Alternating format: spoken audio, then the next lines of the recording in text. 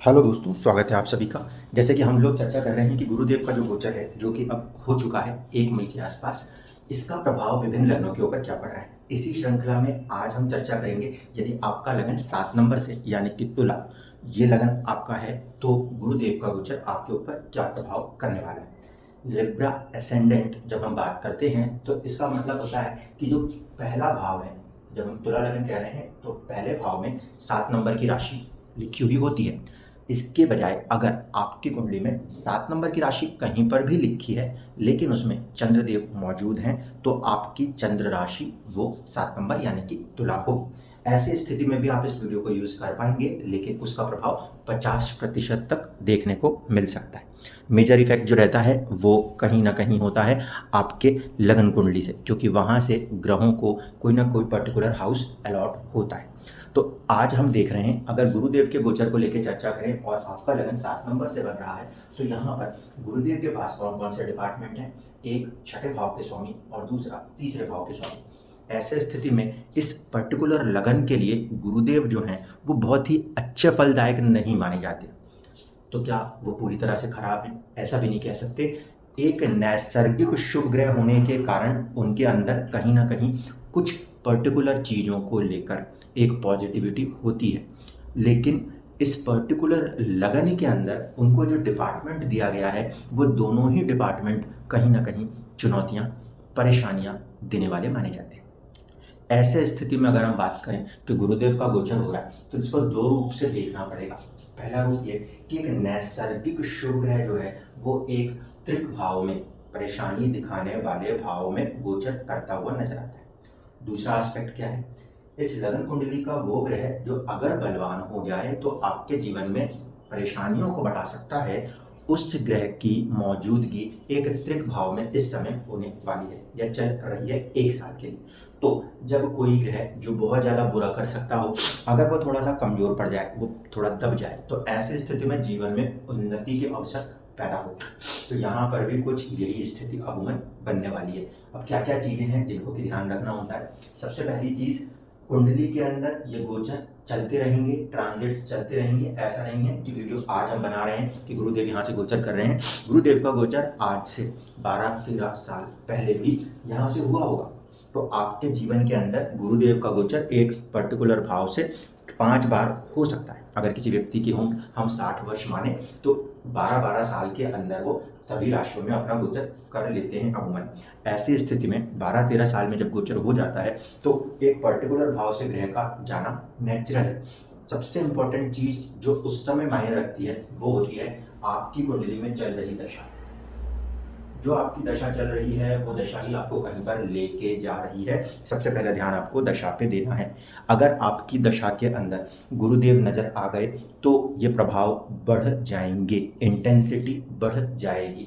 दशाओं में भी महादशा हो सकती है, अंतरदशा हो सकती है, प्रत्यंतर दशा हो सकती है।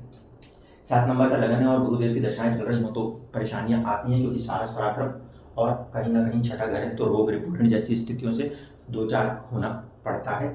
इसलिए अगर महादशा की स्थिति है तो यहाँ पर इस पर्टिकुलर लगन के लिए गुरुदेव का उपाय करते हुए ही चलना चाहिए। दूसरी कंडीशन जिस पे कि ध्यान देना है वो यही कि दशा के अंदर हमने गुरुदेव को देखा तो प्रभाव ज़्यादा है लेकिन चुनौतीपूर्ण होता है।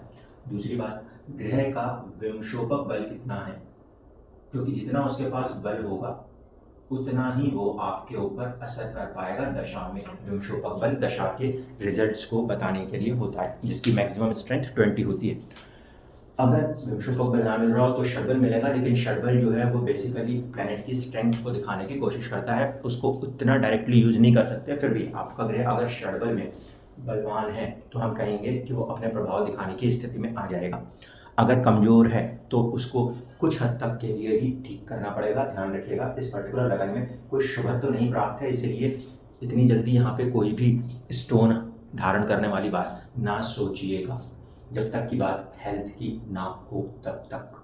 इस बात को ध्यान में रखते हुए इन 3 चीज़ों को यहाँ पे ध्यान रखना है और फिर अपनी कुंडली में ये देखना है आपकी कुंडली में जन्म के समय पर गुरुदेव कहाँ बैठे थे, क्योंकि जहाँ वो बैठे थे वहाँ से शुरुआत करके ही वो अपने फलों का निर्धारण करेंगे। अब फाइनल बात हम करें कि इस प्लेसमेंट से क्या क्या चीज़ें होंगी, क्या क्या इफेक्ट आपको देखने को मिलते हैं। तो नैसर्गिक शुभ ग्रह गुरुदेव जहाँ पे भी जाते हैं उस पर्टिकुलर भाव के अंदर से एक देव कृपा को पैदा करने की कोशिश करते हैं, और वहाँ से पैदा होने वाली देव कृपा, इस बात को ध्यान रखिएगा, जहाँ पर दृष्टि देते हैं वहाँ शुभ करते हैं। ठीक है, बहुत सिंपल सा लॉजिक है। आप परेशान हो तभी आप भगवान का नाम जपते हुए उनको बुलाते हो, वरना आपको अपने जीवन में इतनी फुर्सत नहीं होती कि आप वहाँ बुलाओ किसी को। तो जहाँ देव प्रेजेंट होंगे, प्रस्तुत होंगे, उस पर्टिकुलर एरिया में चुनौती है, और जहाँ जहाँ पे वो पहुँच के अपनी दृष्टि देंगे वहाँ वहाँ पे शुभत्व होगा। तो गुरुदेव अगर मैं यहाँ कहूँ कि अष्टम भाव में बैठे हैं, तो ऐसे स्थिति में चुनौती जो है ये 8वें घर के ऊपर नजर आती है। अब 8वें घर से हम क्या क्या चीज़ें देखते हैं? एक, परिवर्तन, ट्रांसफॉर्मेशन। दूसरा, आपका जो ससुराल पक्ष है वो। तीसरा, खोज, रिसर्च। इन चीज़ों को लेकर कहीं ना कहीं ये भाव देखा जाता है। जिंदगी में जो बदलाव होने हैं उसको लेकर कुछ चीज़ें हम अष्टम भाव से देखते हैं। और दूसरी बात, यहाँ पे अष्टम का ही स्वामी पहले भाव का स्वामी होता है। ऐसी स्थिति में गुरुदेव का ये जो प्रभाव है ये शुक्र के अधीन रहकर काम करेगा। शुक्र कौन है? आप शुक्र इस पर्टिकुलर लगन कुंडली में फर्स्ट हाउस का लॉर्ड है। ऐसे स्थिति में पूरा नियंत्रण जो है गुरुदेव के ऊपर वो शुक्र का रहने वाला है। इस स्थिति को अगर समझते हैं तो ध्यान से समझिए, जीवन के अंदर कुछ परिवर्तनों की तरफ आप चाह रहे हैं, और उसमें जब ये गुरुदेव की दशा काम करते हुए यहाँ गोचर कर रही है तो वो परिवर्तन आपको जीवन के अंदर सुख, समृद्धि, फोर्थ हाउस जिसे हम प्रॉपर्टी और सुख के लिए देखते हैं उसे देने का प्रयास करेंगे। संचित धन और कुटुंब, सेकंड हाउस, फैमिली जो आपके मदर फादर भाई बहन वाली होती है वो वाली, प्लस जो सेविंग्स होती है उसको लेकर कहीं ना कहीं सपोर्ट हैंड्स देने की कोशिश करेंगे। और एक दृष्टि जो है वो आएगी आपके 12th हाउस के ऊपर। ऐसे स्थिति में यहाँ पर पड़ने वाली दृष्टि जो है वो खर्चों को कुछ हद तक नियंत्रित करने की कोशिश करेगी, परेशानियों को, चिंताओं को कुछ हद तक हरने की कोशिश करेगी, क्योंकि यहाँ पे बैठ के इनकी जो दृष्टियाँ हैं जिसमें कि शुभत्व है वो इन 3 भावों पे शुभत्व दिखा रहे हैं। अब ऐसा एक प्रॉपर्टी संबंधित चीज़ें हों, घर से जुड़ी हुई चीज़ें हों, तो कुछ रिलीफ दिखाने की कोशिश करेंगे। इवन दो इस स्टेटमेंट को ध्यान रखिएगा, ग्रह जो है वो अष्टम में जो कि अशुभ भाव मानते हैं उससे गोचर कर रहा है, तो परेशान करके रिजल्ट करेगा, बट फिर भी पॉजिटिव रिजल्ट करने की कोशिश करेगा for the home life, fourth house, property वाली चीज़ों के लिए। अगर विदेश के साथ जुड़ के कुछ काम करना चाहते हैं, कुछ बड़े खर्चों को प्लान कर रहे हैं, उसके लिए आपको सपोर्ट बनाने की कोशिश करेगा, मदद देती हुई ये दशा इस समय फिर नजर आएगी। फैमिली के अंदर के लोगों के साथ यदि अनबन चल रही थी तो वहाँ पर लोगों को एकजुट करने की क्षमता गुरुदेव यहाँ पे बढ़ा देंगे। संचित धन के मामले में जब हम बात करते हैं तो क्योंकि ये 2 नंबर की जो राशि है ये नेचुरल सेकंड हाउस होता है, तो उसके अधीन होने के कारण थोड़ा सा ये प्रभाव भी देखने को मिलेगा। तो पॉजिटिव सेंस में हम बात करें तो इन 3 भाव के अंदर पॉजिटिविटी का संचालन होता हुआ नजर आएगा। अब दूसरी अहम बात, कुंडली के अंदर इस समय गोचर प्रभाव में शनि देव जो है पंचम भाव के स्वामी होकर पंचम भाव में है। मंत्रणा शक्ति हो, शिक्षा वाली चीज़ें हो, इन चीज़ों को लेकर ये स्थिति अमूमन बेहतर कह सकते हैं। लेकिन अब यहाँ पर एक चीज़ जो है उसको ध्यान दीजिएगा, शनि की जो तीसरी दृष्टि है वो यहाँ सप्तम पे पड़ रही है। ये सप्तम पे पड़ने वाली दृष्टि के कारण जो साझेदारियाँ होती हैं या जो लोग वैवाहिक जीवन के अंदर हैं उनको थोड़ा सा आपसी सामंजस्य में चुनौती का सामना करना पड़ सकता है। क्योंकि सप्तम के ऊपर शनि की तीसरी दृष्टि है। दूसरी इंपॉर्टेंट बात, शनि इस कुंडली में योग कारक ग्रह हैं, जहाँ देखेंगे वहाँ पे पहले परेशान करेंगे अपने नेचर के कारण, नैसर्गिक शुभ ग्रह नहीं होने के कारण, लेकिन जहाँ भी देखेंगे वहाँ का भला करने की भी कोशिश करेंगे। ऐसे स्थिति में 7th हाउस में इनिशियल चैलेंज है और इसके बाद सक्सेस है। उसी तरीके से शनि की दृष्टि जो कि 11th हाउस के ऊपर जा रही है उसके ऊपर सीधे सीधे आपके आर्थिक लाभ को, आपके नेटवर्क को धीरे धीरे बूस्ट करने का प्रयास करेंगे। और फिर अहम बात कि शनि की 10वीं दृष्टि 2nd हाउस पर, राहु की दृष्टि 2nd हाउस पर। ऐसे स्थिति में जो आपकी वेल्थ मेकिंग है, क्योंकि शनि और राहु जैसे ग्रह जो हैं ये जीव तत्व को नहीं दर्शाते, ये वेल्थ तत्व को, जीव तत्व को ना दर्शाने वाले ग्रह जो हो जाते हैं वो एक्चुअल में मटेरियल्स को, पदार्थों को दर्शाने लगते हैं। तो शनि और राहु की दृष्टि 2nd हाउस के ऊपर पड़ने से कहीं ना कहीं किसी न किसी प्रकार से मटीरियल वेल्थ के गेन्स की कोशिश होगी। मगर दशा यदि गुरु की है तो इस बात को ध्यान रखिएगा, ऋण भाव का, 6ठे भाव का स्वामी है। कर्ज अगर लेते हैं तो बहुत सोच समझ के लेना होगा। ऐसे स्थिति में इस चीज़ पे भी ध्यान रखिएगा, छठे भाव का स्वामी जो होता है वो हमारे लिए सर्विस, नौकरी को भी दर्शाता है, और नौकरी के भाव का स्वामी इस समय अपने से 3 घर आगे चल रहा है, तो थोड़ी सी चुनौतियाँ, थोड़ी सी परेशानियाँ कार्य क्षेत्र में महसूस हो सकती है अगर गुरु की दशा है। अगर गुरु की दशा नहीं है, मान लीजिए दशा पॉजिटिव ग्रहों की है, जैसे कि शनि, शुक्र या बुध की, तो ऐसे स्थिति में जो चुनौतियां हैं वो तकरीबन खत्म सी हो जाती हैं, क्योंकि दशा ही पॉजिटिव। लेकिन यही दशा अगर गुरु की मिल रही हो, यही दशा इस कुंडली के अंदर यदि मंगल की मिल रही हो, तो थोड़ा सा चुनौतीपूर्ण स्थिति कही जाती है। ओवरऑल कंटेक्स्ट में हम बात करें तो इफेक्ट के एरियाज के ऊपर सबसे ज़्यादा इम्पैक्ट जो आ रहा है वो सेकंड हाउस के ऊपर आ रहा है, क्योंकि 3 ग्रहों का प्रभाव सीधे तौर पे उसको प्रभावित कर रहा है। तो इस 1 साल की अवधि के अंदर आपके आर्थिक उन्नति को लेकर जो भी बेहतर से बेहतर चीज़ें हो सकती हैं, उसमें आने वाले परिवर्तनों को ये समय अवधि दर्शाती है। क्योंकि छठे भाव में राहु की मौजूदगी है, तो जो भी लोग कॉम्पिटिटिव एग्जाम्स की तैयारी कर रहे हैं उनको अचानक से किसी प्रकार से रिजल्ट्स में सपोर्ट बनने की भी स्थितियां उत्पन्न होंगी। ये जो प्लेसमेंट है, इस प्लेसमेंट में जब भी गोचर करते समय कोई क्रूर ग्रहों की दृष्टि गुरु के ऊपर होगी, तो उस स्थितियों में, क्योंकि अलग अलग ग्रहों जैसे मंगल, सूर्य जैसे ग्रहों का जो मूवमेंट है वो जब गुरु को पीड़ित या प्रभावित करेंगे, उस स्थिति के लिए यहाँ पर आपको कुछ बेहतर लाभ होते हुए नजर आने की पूरी संभावनाएं बनती नजर आएंगी। इसलिए अगर हम ओवरऑल कंटेक्स्ट में देखते हैं तो ये जो प्रभाव है वो जीवन के अंदर वैवाहिक जीवन को थोड़ा प्रभावित करते हुए जीवन के अंदर आर्थिक उन्नति के अवसरों को आगे खोलने का प्रयास करता नजर आएगा।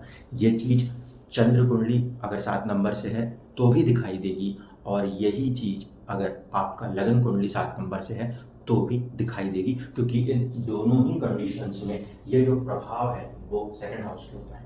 चंद्र कुंडली वालों को ये स्थिति जो है वो मटीरियल से ज़्यादा मनोस्थिति के ऊपर असर करती है, जबकि लगन कुंडली पे होने के कारण जिनकी भी ये लगन है उनके मटीरियल वेल्थ के ऊपर ये प्रभाव लाजमी रूप से दिखाई देगा।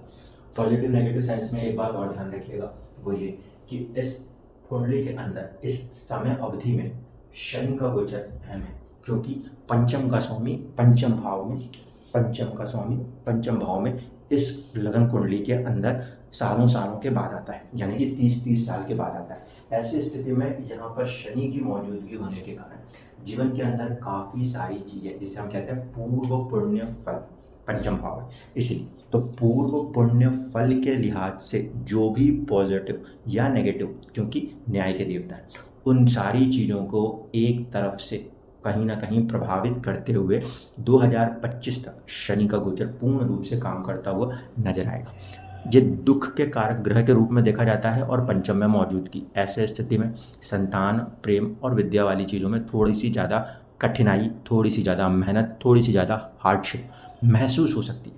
लेकिन ओवरऑल कंटेक्स्ट में वहाँ बैठकर, जहाँ शनिदेव बैठते हैं उस भाव में कुछ ना कुछ लंबे समय के बाद जाकर पॉजिटिव रिजल्ट्स देने की कोशिश करते हैं। इसीलिए अगर 7 नंबर तुला लगन का कोई भी व्यक्ति है, जातक हो या जातिका हो, तो प्रेम प्रसंगों के अंदर वो ग्रह भले आपको सपोर्ट नहीं देगा, लेकिन वो जैसे जैसे आपको एजुकेशन में सपोर्ट देगा वैसे वैसे आपकी पर्सनालिटी के ग्रोथ के लिए एक बड़े अवसरों को निर्मित करता हुआ नजर आएगा।